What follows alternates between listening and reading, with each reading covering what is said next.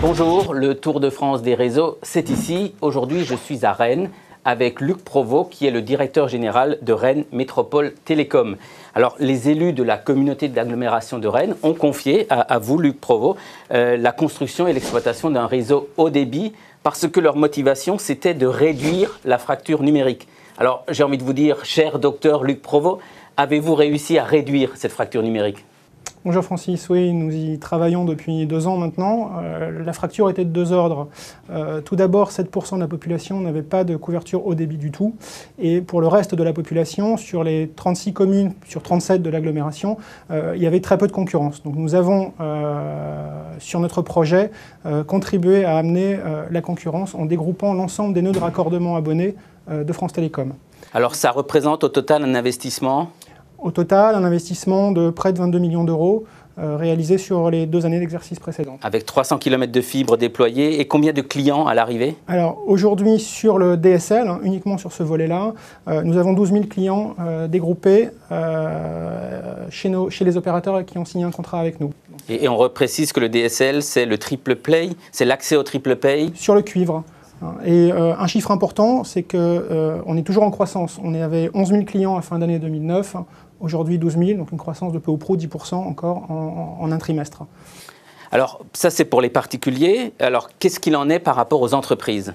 Donc là, depuis une petite année d'exercice, nous avons raccordé déjà une petite cinquantaine d'entreprises pour les opérateurs du secteur entreprise. Alors 50 entreprises c'est bien, mais je sais que dans le secteur il y a des milliers d'entreprises, donc finalement 50 par rapport à des milliers d'entreprises, c'est pas grand-chose.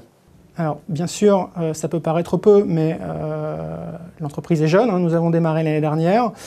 Il y a à peu près de 20 000 entreprises sur le territoire de l'agglomération de Rennes. Donc on peut dire que 50 sur 20 000, c'est encore peu. Nous avons adressé pour l'instant des grands groupes, des collectivités importantes, et nous nous attachons maintenant à développer l'activité auprès des grosses PME et des plus petites PME. Alors à la fois pour augmenter le nombre de raccordements et pour étendre encore le réseau ? Tout à fait, 2 objectifs, toucher de plus en plus d'entreprises et puis aussi d'aller chercher des clients plus loin. Donc sur ce thème-là, nous travaillons en étroite collaboration avec le délégant, avec Rennes Métropole, pour essayer de favoriser l'accès aux entreprises qui seraient un peu plus loin du réseau que le sont les entreprises qui sont en zone d'activité par exemple. Et quels sont aujourd'hui les principaux freins que vous rencontrez dans les entreprises, les raisons pour lesquelles les entreprises ont du mal encore à comprendre et à se servir du haut débit ? Tout d'abord, on est sur un sujet qui peut paraître compliqué pour l'entreprise lambda, donc d'où l'intérêt de faire de la pédagogie. Tout le monde ne connaît pas la fibre optique et ses vertus. Ensuite, les coûts de raccordement au réseau peuvent paraître encore un peu prohibitifs, d'où l'intérêt d'une démarche comme celle de la collectivité et d'essayer d'étendre cette couverture, comme je le disais précédemment, aux entreprises un peu plus loin. Alors, j'aime bien les histoires concrètes d'une part et j'aime bien aussi les success stories.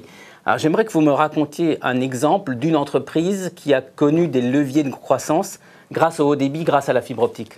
Alors, chaque histoire est une success story, on va dire. Mais c'est vrai que s'il faut en identifier une, je retiendrai un de nos premiers clients l'année dernière, qui est donc une filiale d'un grand groupe. Pour les citer, il s'agit de Safej, qui est une filiale du groupe GDF Suez, avait un ADSL de très faible qualité, de très faible débit. Et de ce fait-là, ils avaient des problèmes pour travailler, accéder à des fichiers à distance. Donc du jour au lendemain, ils sont passés sur la fibre optique avec un débit de 10 mégas, c'est ce qu'ils avaient souhaité au départ, et ça leur permet d'échanger avec leurs sites centraux, d'échanger entre sites régionaux, d'échanger à l'international parce qu'ils ont beaucoup de chantiers à l'international. Ça a apporté de la qualité de travail à leurs collaborateurs qui sont basés en région, en plus de la qualité de vie qui est bien connue sur le bassin rennais. Et est-ce que vous avez un autre exemple d'entreprises qui ont pu développer de nouveaux services, peut-être de la visioconférence, peut-être de l'e-commerce, parce que ce sont parmi les applications qui sont possibles? Effectivement, dans le domaine des TIC, il peut y avoir des exemples. J'ai en tête l'exemple d'une petite PME d'une 30aine de personnes qui développe des systèmes d'information pour les associations scientifiques dans le domaine médical. Et donc, ils cherchent à se développer. Et là, le fait de passer sur la fibre optique, ça leur permet d'accéder à des marchés à l'international. Ça leur a permis aussi, courant 2009, de développer leur marché et donc de recruter des collaborateurs. Donc un vrai levier de croissance pour cette entreprise. Alors, au début de l'émission, je vous ai présenté comme un médecin qui réduit la fracture numérique. Je reprends cette image pour finir. Comment le médecin voit-il l'état de ces malades par rapport au risque justement d'un déficit d'accès au haut débit? Comment voyez-vous l'avenir en termes de réseau pour Rennes Métropole? Alors, pour les entreprises, de la croissance, parce qu'on sent bien que c'est nécessaire, hein, ça se développera de toute façon. Sur le grand public, la fracture qu'on a connue sur le haut débit classique ADSL, on risque peut-être de la connaître dans quelques années, voire décennies, sur le très haut débit. Donc un des enjeux de demain ou d'après-demain, c'est le déploiement du FTTH sur une agglomération comme celle de Rennes. FTTH, la fibre optique, donc vous avez encore du pain sur la planche pour les années à venir. Exactement. Très bien. Merci beaucoup, Luc. Merci.